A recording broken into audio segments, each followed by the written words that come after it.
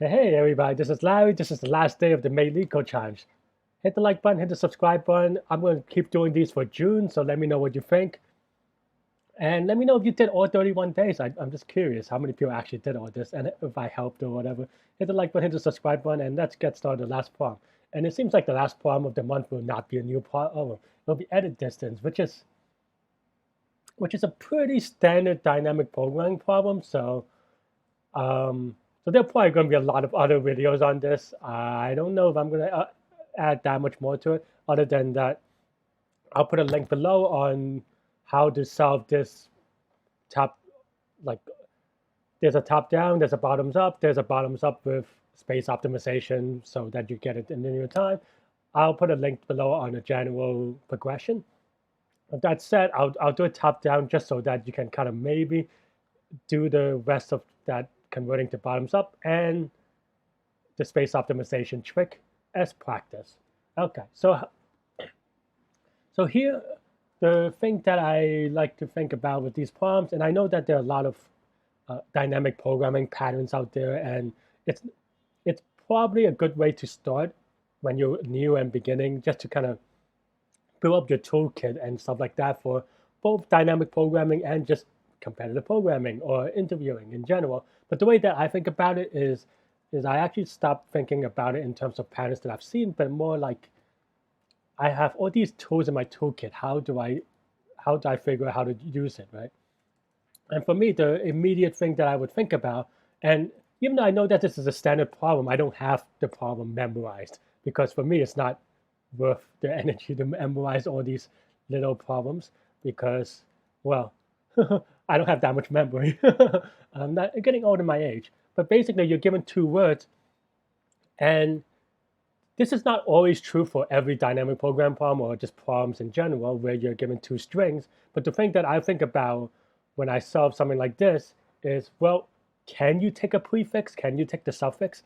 And does that, sometimes it's reversible, so it doesn't matter, but what can you say, given a prefix and given a suffix, what can you say about the rest of the problem? Can you define a problem with respect to a suffix or the prefix or so forth?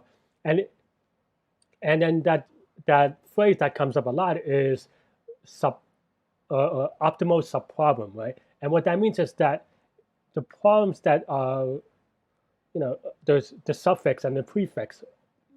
Do these problems allow you to solve the current problem? And that's the things that I would think about for a problem like this. Though it's very standard, so you might have already seen it, so you might have already know how to do it by memory.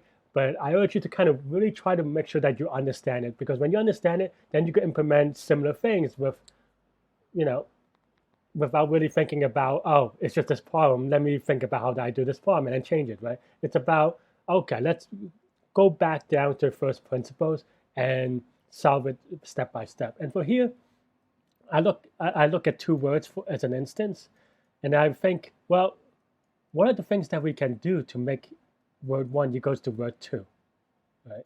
Given the prefix one at a time, well, let's look at each character in the beginning. Well, if they're not the same, what can we do? Well, we could remove I minus, we could remove the I, and then now if we remove the I, we have this, and then we have to, and then that is just the minimum distance between here and here, right? And then the second thing that we can do when we think about transitions is we could remove E, and then we have this subproblem, and then we just figure out, well, what's the minimum distance between these two?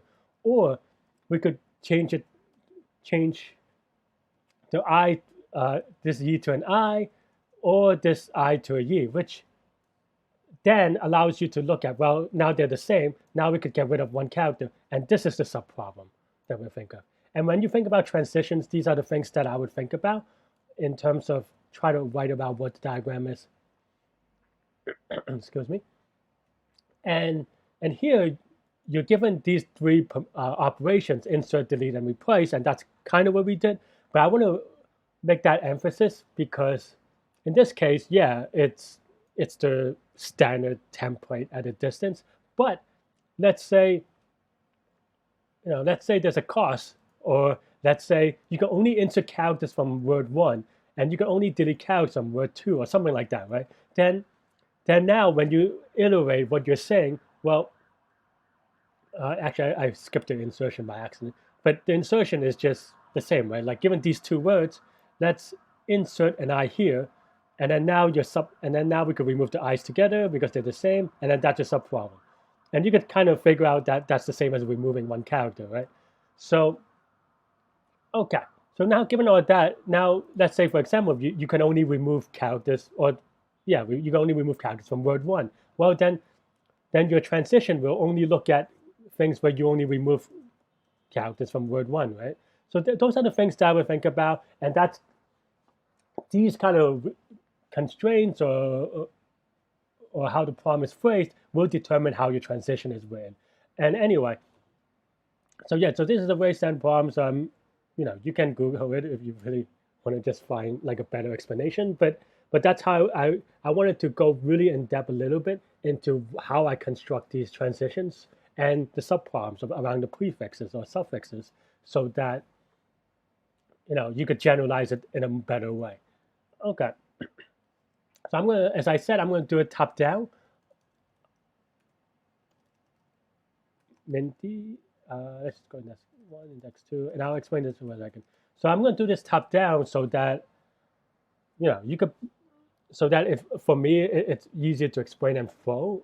But like I said, check out the link. I'll have a link below to my dynamic program video, and you can kind of convert that to bottoms up and then convert it to space. And we'll talk about those complexity in a little while. But yeah, so now let's just do n1 is equal to length of word one, just to kind of, this just allow us to cache the size of the length of the words. So now if index 1 is equal to n1, so now we think about base cases. What do we want our base cases to be? In the end, we want them to be the same, right? So what happens if we want them to be the same? Well, that means that we have to go through, we want our base case to be that they're both empty. And if they're both empty, then we're good. Then we're good.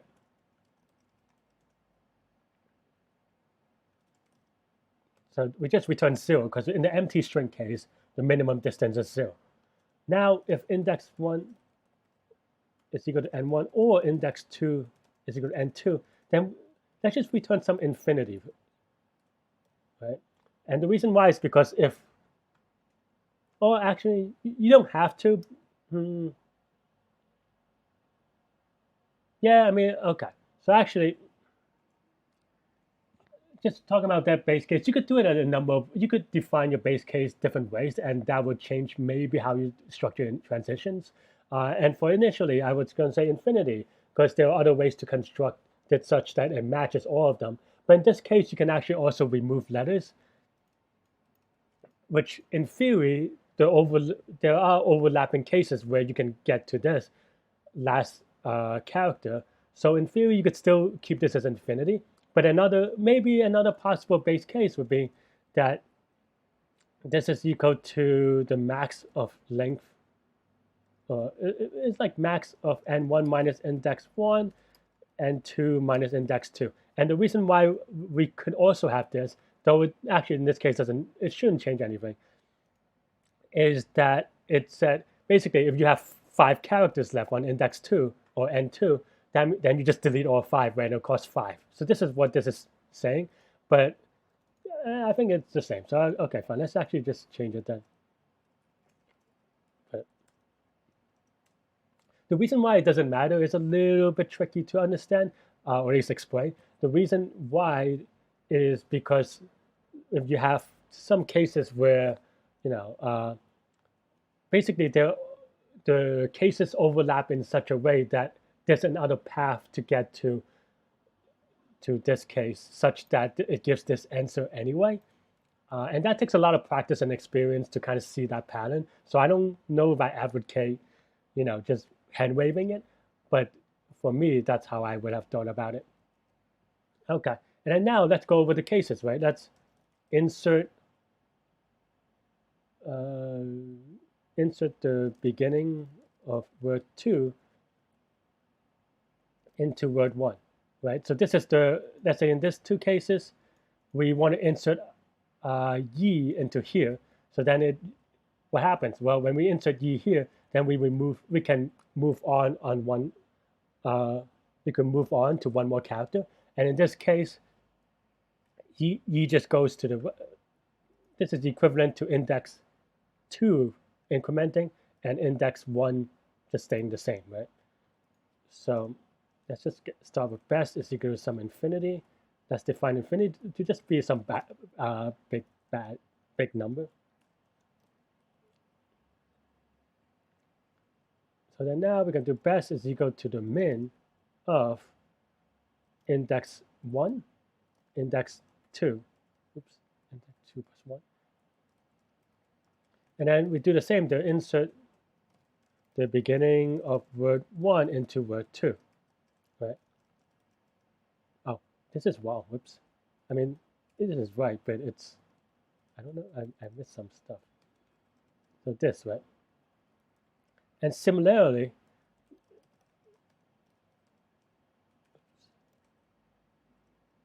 oh, index plus 1, right? And then now let's do change the beginning of word 1 to word 2, right? So here we just change the I to a Y, for example, right? So in this case, best is equal, what does it give us? Oh, actually, we have to do this plus 1. 1 being the cost of inserting, right? So now we do min d. What is the cost of changing this to y, right? So that's cost 1. And then now we can move the index by 1 of both words.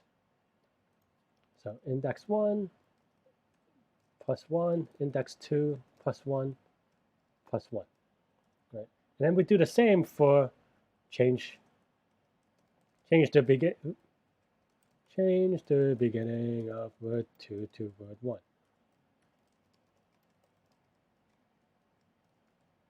Oh, guess what? I know that I'm writing this to be a little bit redundant, and some of you may be at home be like, why is Larry doing this? But yeah, but this is how we want to do it exhaustively, right?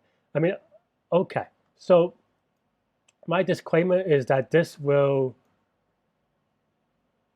is clearly a duplicate of this, so it's duplicate work. So that sometimes when you look at reference solutions, they will omit this because these are equivalent. That's why they omit it. But if you want to be, I just want to do it exhaustively for the explanation's sake. Okay, let's now delete the beginning of word 1 and check. So now this is just removing the first character, one character like that, right? So now we just min best of min d, index plus 1, index 2 plus 1. And then now we also do delete the beginning of word 2 and check. So here is the same idea, but yeah. Oops, this is index 1 to be clear. Index 1, index 2 plus 1 plus 1, right? And then now at the end, we return best. And of course, we didn't do the caching part of the memorization, but that's how I would start thinking about it. And let's run this for some small cases in which it will not time out, but just to kind of get us kicked off, just to test us correct. Intention. What are these words? That seems so intense. But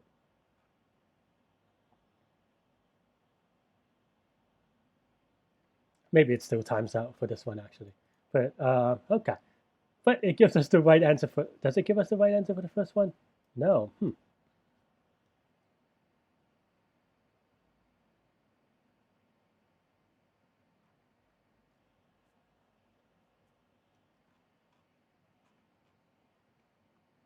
I did do a +1 on all these.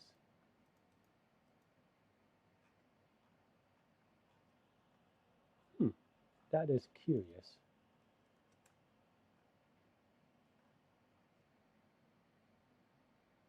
So we'll make sure I don't have any typos because that happens sometimes from time to time.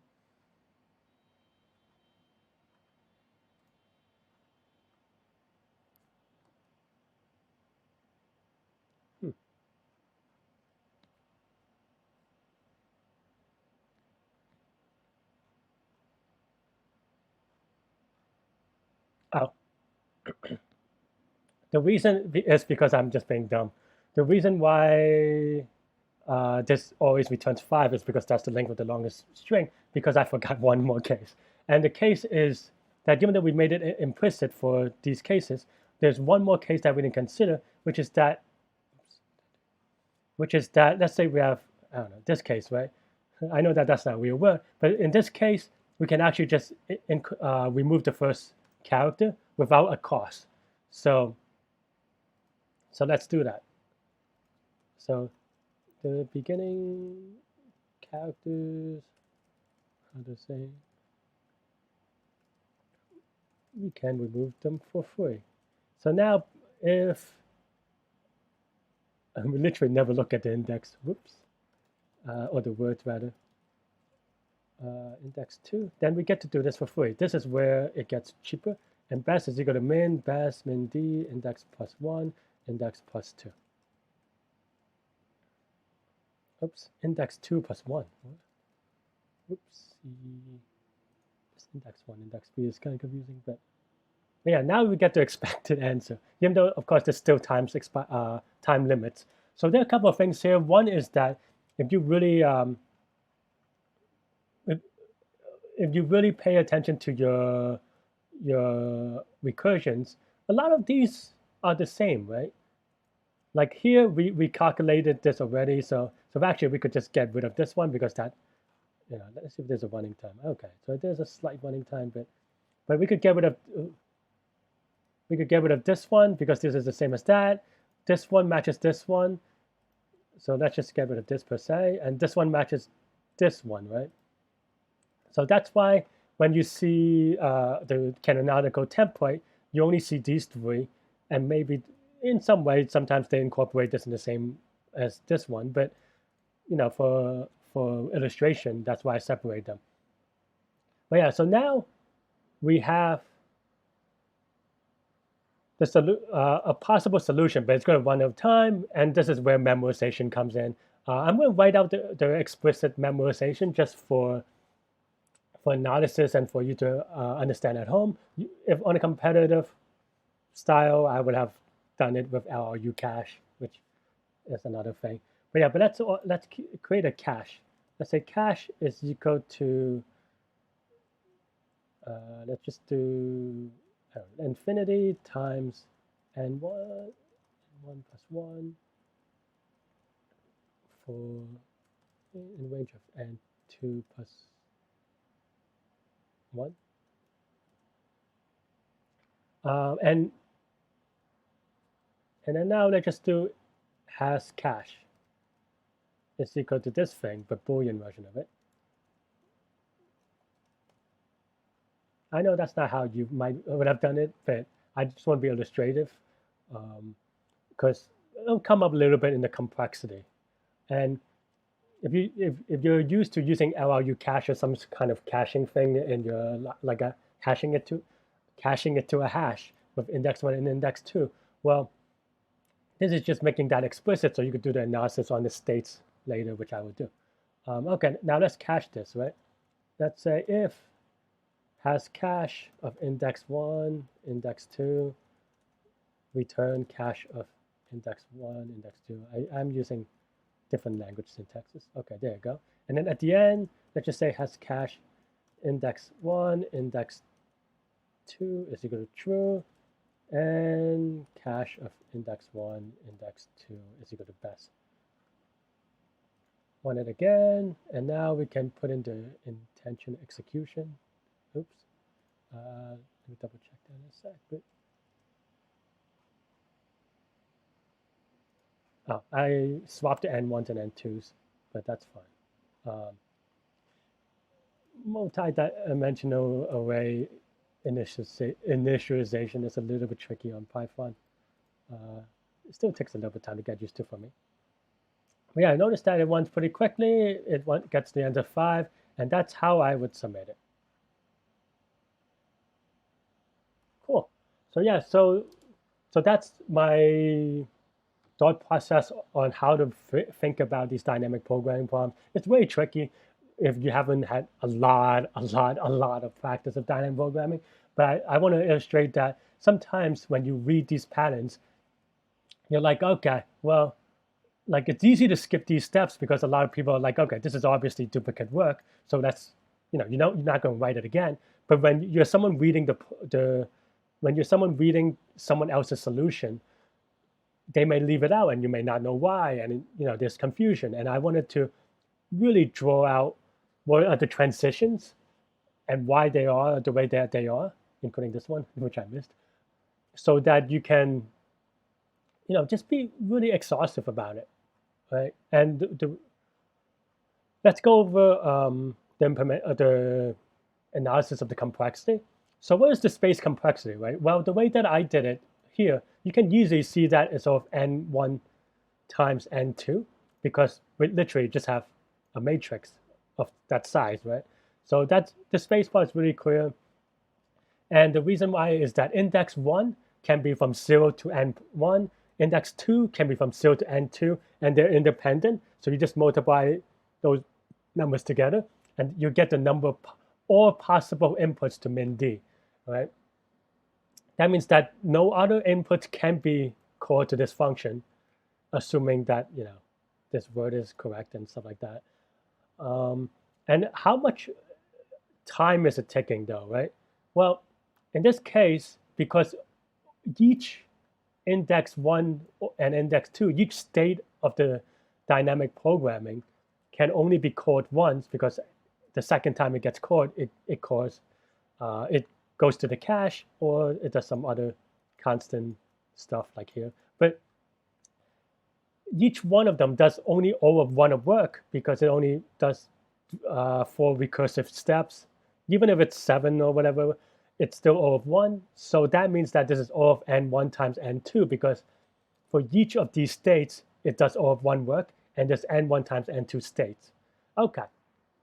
So that's the analysis, and I think that's maybe all I have. I think so. There are a couple of things that I would add a little bit, just that this is a very typical dynamic programming problem, in the sense that there's a straightforward transition from this problem to the bottoms up version of this problem. Practice upsolve that at home, and then also once you do that, upsolve it so that you can get rid of the space complexity, right? So we talked about it earlier. What is the space complexity? It is n1 times n2. It turns out that you could change it to O of min of O of min of n1 or n2. See if you could do that. I'll have a video in the link below, as I keep mentioning it, that goes through that process more. And yeah, and that's all I have for this problem. Let me know what you think. Let me know how you did this month. It's been a fun month, though I wish there were more new problems, to be honest, but it is what it is. Yeah, that's all I have. Let me know what you think. Hit the like button, hit the subscribe button, and I will see y'all next month. Bye-bye.